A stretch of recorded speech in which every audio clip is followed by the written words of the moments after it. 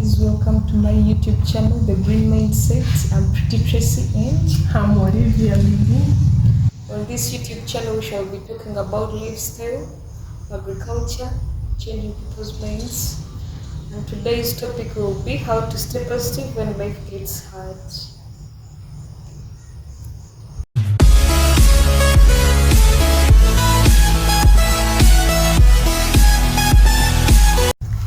Welcome back from the short break. As I told you, our topic for today is how to stay positive when life seems to be hard. Life isn't easy. Sometimes life goes not as we planned it, but you always have to stay positive. You feel as if the world is against you, but always have to move on. Of course, sometimes there is a way life gets hard and you be like, where is my God? Why this is happening? To me, why is this coming at this time? Why God? Why God me? Why I'm always trying and failing? Why is it always me? Yes. You can end up cursing your God who created you. Yes. But at the end of it all, we have to learn to stay positive out of those hard times. We have to learn how to deal with those difficult times. We have to choose the way out. How best can we handle this? I'll tell you an example. Sometimes in my project, there are times which reaches when I feel exhausted, when I feel like it's time for me to quit. But then I remember, no, Olivia, I won't quit. I remember something, I get something to attach on. Sometimes I feel overwhelmed, then I'll be like, let me first take a break. Let me first focus on this and this. Then I resort to meditation. I resort to thinking, praying to my God, reading my Bible. Sometimes I go to an extra mile. I first put aside what is disturbing. Then I focus on other things. Maybe be like, let me try out something new. Let me try to connect with someone new. I always make sure I'm motivated, and I always make sure this situation won't break me down. If I may ask, have you ever been in a situation, then you'll be like, this time round, I'm done. Let me quit. Really? Everyone, life is full of ups and downs. So everyone has that, all that goes and that down. So I cannot say that no, because it's there. Can you share with us a hint of it? It's okay. There is a time I've been in boarding since my lower classes. So there is a time you are at school. In those schools we go to, we meet different people. We come from different backgrounds. Now you go to school. Probably my parent, I will not say that, had that all that she, okay, they could give me what would be enough, but there is something that you say that the kid is missing. You go to school with those things. When you reach school, you find different students with different things. So time comes and you say, those students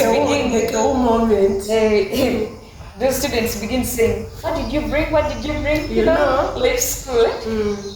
What do you have? What do you have? Oh, they bought me this, they bought me this, and you cannot even come out. You just start saying, you keep quiet, you say that, why me? Everyone is saying that, I have a jerrycan of juice, I have a box of biscuits.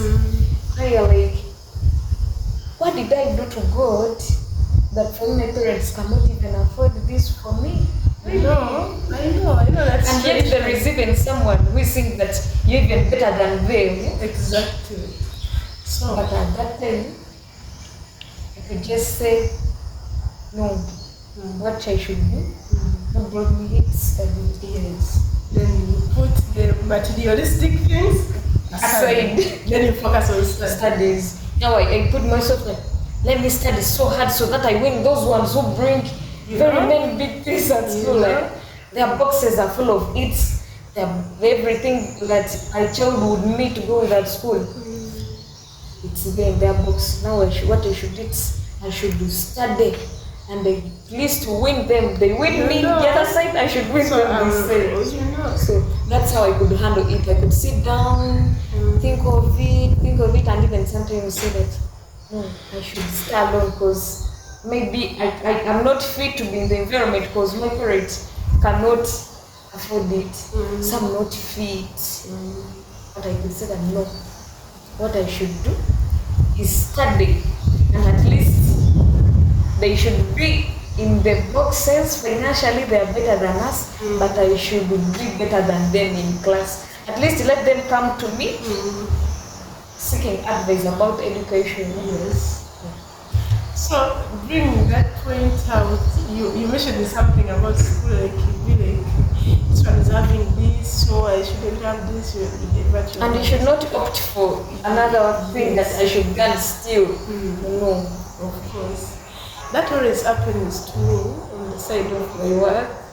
You want to do something, you actually try out to do something, then it fails. You be like, why? I have invested all what I had here. Now what should I do? What should I do? It has failed. It has done this. Then you'll be there. If you give a chance of overthinking of what you've lost, then you will not proceed. Never. You can never proceed. And as soon as you start regretting is it's like you're giving birth to failure. The moment you regret, you're calling failure into your life. You know that? It's like the moment you sit and you start crying, you start shedding tears, you're like, oh, I've lost this, oh God, this has happened to me, oh God, why me?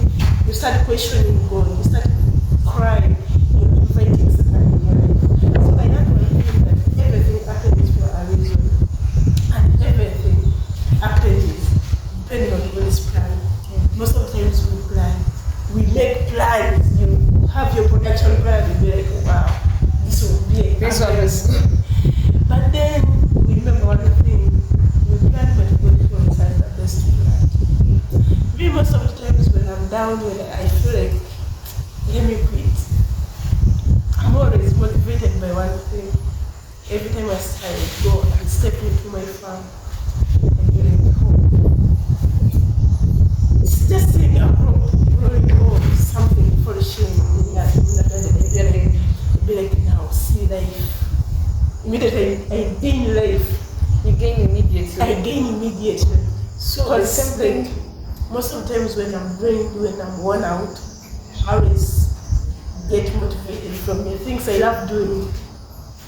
From the things I love, like maybe performing or like I put my focus on what I love best. And it motivates me. Sometimes I read reading the Bible. Actually, my best Bible verse, like my best Bible book is Psalms. I can go to Psalms 4. I got Psalms 20. I got Psalms 20. I got Psalms certified. That's my best. And when I'm heartbroken, I go to Psalms 51. Like God cleanse my heart, cleanse my sins, cleanse my, I meditate on that psalm. I pray about maybe God I did something wrong, maybe God I did this wrong, please hold me, please lift me up. I got Psalms 81, I got Psalms 109, Psalms 143. So I'm always like my best book in the Bible is Psalms. Whenever I read Psalms, I feel like I'm lifted up. So the same thing you have talked about your workplace. The same thing happens at our workplaces. You're at your workplace, you see you are earning in the same department, you're earning the same amount of money, but you're seeing your friend has different progresses.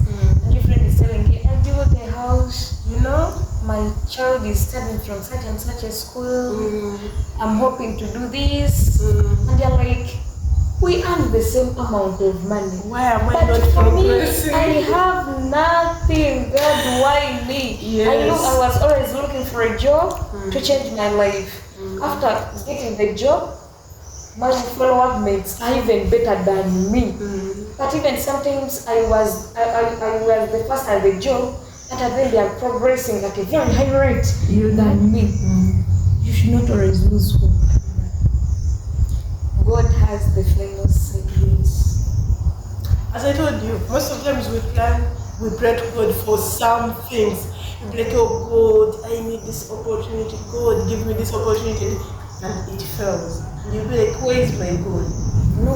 Not knowing that We God are has forgetting something. that we plan, we work, but God has the final say. Yes. And He knows that our plans, like, there's a song, I won't sing it, but it says, no ear has heard, no eye has seen what God has prepared for you. So you cannot know what God has prepared for you in the front.